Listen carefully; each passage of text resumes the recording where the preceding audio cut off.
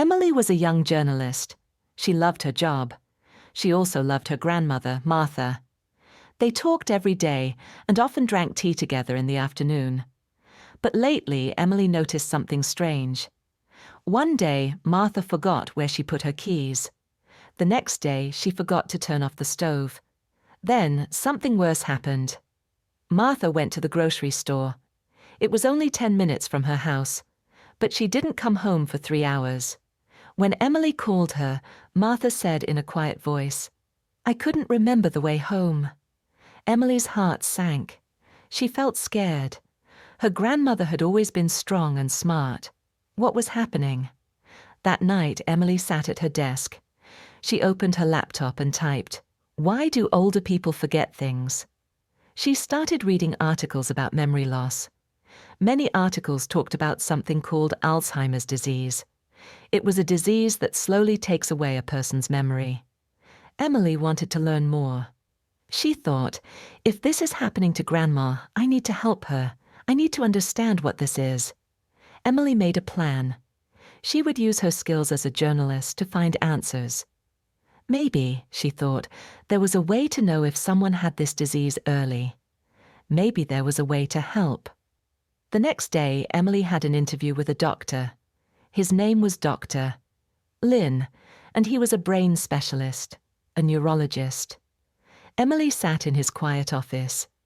She opened her notebook and asked, "Doctor, is there a way to know if someone will get Alzheimer's before the signs begin?" Dr. Lin nodded. "Yes," he said. "There is a new blood test. It's still being studied, but it can show the risk years before symptoms appear." Emily's eyes grew wide. "A blood test? How does it work?" Dr. Lin smiled. "It checks for special proteins in the blood. These proteins are called biomarkers. If the levels are high or low in a certain way, it could mean the brain is changing. This change can be an early sign of Alzheimer's."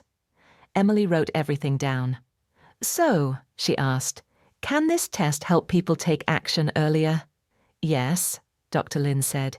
"If we know someone is at risk, they can make healthy changes, like eating better, staying active, and keeping the brain busy. These things may slow down the disease." Emily thought of her grandmother. Maybe this test could help Martha. Maybe they still had time. "Is the test safe?" Emily asked.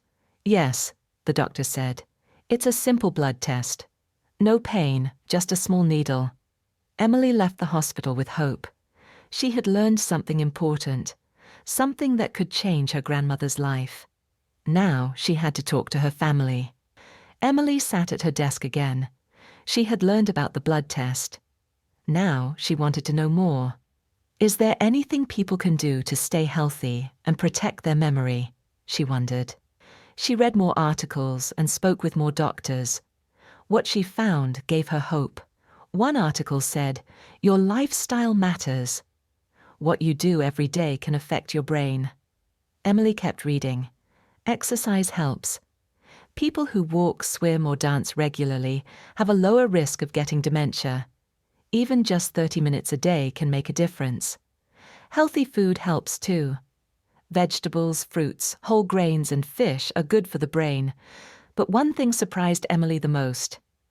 Eating too much red meat, especially processed meat like sausages or bacon, can raise the risk, one doctor said. Try to eat more beans, nuts, and seeds instead. Emily made a note. Replace red meat with beans and nuts. She also learned that spending time with others is important. Talking with friends, playing games, or even joining a club keeps the brain active. Loneliness, on the other hand, can make the brain weaker. Emily looked at her list. Exercise often, eat brain-friendly food. Stay social. These were simple things, but they could make a big difference. Emily smiled. This is something we can do. This is something we can change. She was ready to talk to her family. It was time to help Grandma, not just with tests, but with love, action, and daily choices. That weekend, Emily invited her family over for dinner. Her grandmother, Martha, was there. So were her parents and her younger brother, Ben. Emily cooked a healthy meal with fish, brown rice, and lots of colorful vegetables. When everyone finished eating, Emily stood up. "I have something important to share," she said. "It's about Grandma's memory." The room became quiet. Emily told them everything she had learned, about Alzheimer's, about the blood test, and about how exercise, food, and friends could help protect the brain. "I think Grandma should take the test," Emily said gently. "It's simple, just a blood test. We'll know more and we'll have time to plan." Martha looked nervous at first. "A test? What if it says something bad?" Emily smiled and took her hand.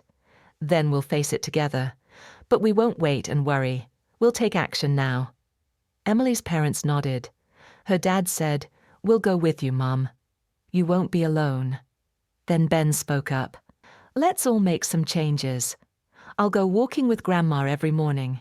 And maybe we can do dance nights again like we used to." Everyone laughed. Even Martha smiled. They made a family plan that night. Martha would take the blood test. They would cook more healthy meals at home. They would walk together every day. They would play games, go to the park, and talk more often. It wasn't just about helping Martha. It was about helping the whole family stay healthy, body and mind. 2 weeks later, the results came back. Martha sat beside Emily in the doctor's office. Dr. Lin looked at them kindly. "The test shows some early signs of Alzheimer's," he said. "But because we found it early, there is good news." Emily held her grandmother's hand. Dr. Lin continued, "With your new healthy habits, good food, exercise, and staying social, you are already doing the best things to slow it down." Martha took a deep breath. "So I'm not too late?" she asked. "Not at all, Doctor," Lin said. "You're right on time." Emily felt a wave of relief. They had a long road ahead, but now they had a map, and they were walking it together. That evening, Emily sat at her computer. The soft glow of the screen lit up her face as she typed the title of her next article. "A Simple Test, A Stronger Tomorrow: How One Family Took Action Against Alzheimer's."